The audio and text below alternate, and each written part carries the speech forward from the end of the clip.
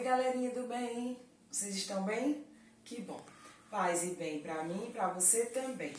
Hoje a gente vai retomar, na realidade, a aula de história sobre o processo de escravidão.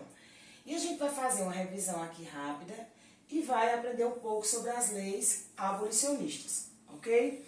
Nós vimos na aula passada que esse povo bravo e guerreiro que vivia no continente africano, que foram trazidos escravizados para o Brasil para trabalhar na lavoura de café, na lavoura da cana-de-açúcar e nas minas, que a gente viu na aula anterior. Esse povo que veio forçado para trabalhar aqui no Brasil como escravo, vindo da África, vinha nesses navios, como a gente viu, chamado de navios negreiros ou tubeiros, porque eles vinham em porões, né, super apertados, como a gente viu, com falta de higiene, com uma grande quantidade de doenças, e eles eram trazidos aqui. Muitos deles não sobreviviam à travessia do Atlântico. Aqueles que ficavam doentes e que provavelmente não conseguiriam chegar até o seu destino, as terras brasileiras, eram lançados ao mar, né, sem dó e sem piedade. Então, assim, lembra quando eu disse para vocês que a história do Brasil tem sido construída com lágrima, suor e sangue? Pois bem, desde a saída desses africanos aqui, das suas terras, obrigados a fazer essa travessia como se fossem objetos, animais, seres sem nenhum valor, eles tinham que fazer essa travessia, o que já era muito complicado, e tinham que trabalhar aqui. Pensa que era só isso? Eles eram castigados. Muitos deles eram castigados quando o feitor achava que eles não estavam trabalhando como deveriam. Eles eram acorrentados, eles viviam em uma habitação chamada de senzala, totalmente sem higiene, sem condições de limpeza, com umidade, uma série de coisas que fazia com que esse povo sofresse bastante e não pudesse assim ter uma vida longa. Geralmente eles morriam jovens, morriam cedo porque o trabalho era muito puxado. Isso quando eles conseguiam sobreviver a essa travessia aqui. Então, aqui a gente tem, como eu mostrei para vocês, uma representação de como eles eram tratados. Lembra que eu disse que eles eram como se fossem mercadorias, sem valor nenhum, e eram vendidos em mercados. Lembra que a gente viu tudo isso na aula anterior. Então, aqui a gente fez uma rápida revisão desse processo de escravidão no Brasil, beleza?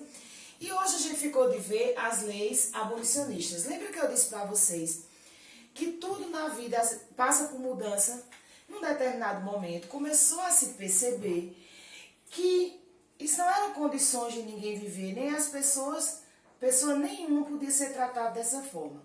Então começou a surgir algumas ideias abolicionistas com o propósito, com o objetivo de libertar esse povo que vivia tão sofrido, né?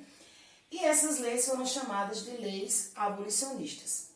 A primeira delas é a Lei Eusébio de Queiroz, de 1850. Mas o que dizia essa lei? Essa lei dizia que era proibido o tráfico de escravos, o tráfico de navios negreiros trazendo africanos para trabalhar nas terras brasileiras. Ele proibia esse tráfico. Só que aí a gente tinha um pequeno problemazinho. Contrabando, que é trazer coisas, mercadorias, nesse caso gente, sem que houvesse fiscalização nenhuma, como se fosse algo escondido. Então eles continuaram fazendo isso, trazendo os escravos dentro desses navios, né? E quando eles eram pegos, quem guiava o navio dizia que estava transportando galinhas.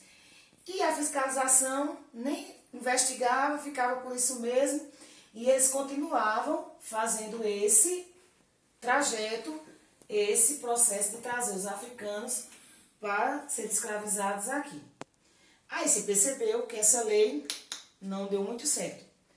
Criou-se uma nova lei, a Lei do Ventre Livre, 21 anos depois. Olha, essa foi de 1850 e essa de 1871. Lei do Ventre Livre. Mas o que dizia a Lei do Ventre Livre? dizia que toda criança que nascesse, criança filhas de escravos, que nascesse a partir da data dessa lei, não seria escravo, seria livre. Porém, um detalhezinho muito importante. Essa criança, ela não era afastada da mãe, não podia ser afastada da mãe, porém ela tinha que trabalhar na fazenda para o dono da mãe dele até os 21 anos de idade. Só então ele tinha direito de deixar a fazenda e ir embora. Detalhe, se os escravos trabalhavam de sol a sol, sem folga, sem alimentação adequada, sob condições péssimas de vida, significava que eles não viviam tanto. Então, ao chegar aos 21 anos, muitos deles já tinham morrido, muitos deles não tinham mais força, não tinham para onde ir e continuavam escravos na mesma fazenda que a sua mãe. Percebeu-se também que essa lei, não deu muito certo. E aí foi se aprimorando. Foi quando se criou a lei do sexagenário, em 1885. Um bocado de tempo de novo, não foi? Distância? A lei dos sexagenários dizia o que mesmo? Olha o nome. Dá pra gente deduzir, não dá não? Dizia que todo escravo acima de 65 anos conquistava sua liberdade. Detalhe. Se eles tinham dificuldade de chegar aos 21, imagina aos 65.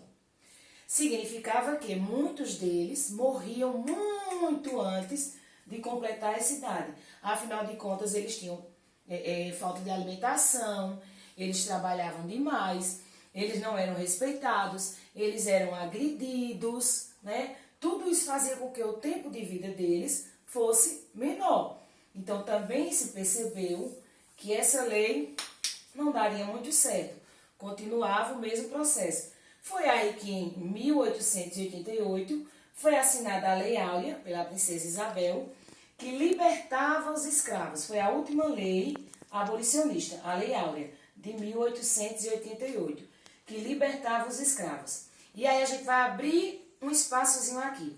Quando essa lei foi assinada, foi motivo de grande felicidade.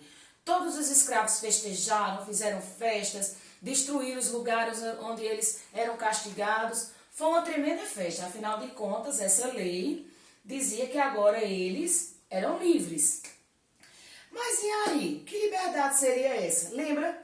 Eles saíram do seu país, vieram para outro país que falava outra língua, sem família, sem dinheiro, sem estudo, e eram tratados como animais, como objetos.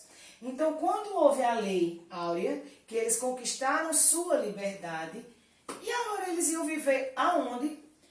De que, se afinal de contas eles não tinham estudo, não tinham casa e não tinham trabalho. Simplesmente se pegou esse povo e se jogou na rua, para que eles ficassem à sua própria sorte.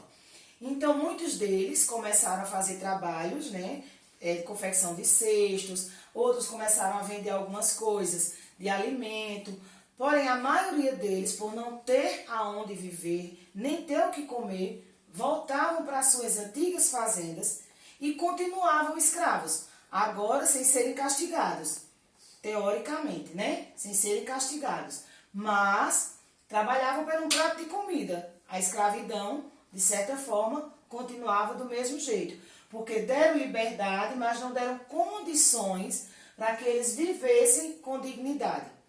Por isso que a gente tem que ter muito respeito por toda essa cultura que eles trouxeram, porque ela corre no nosso sangue, está no nosso dia a dia e faz parte da nossa história, inclusive com palavras, alimentos, medicina, religiões, várias coisas, várias culturas que eles trouxeram, que se juntaram à nossa e fizeram com que o brasileiro fosse uma grande mistura de etnias, onde todos precisam conhecer e respeitar a tradição de cada um.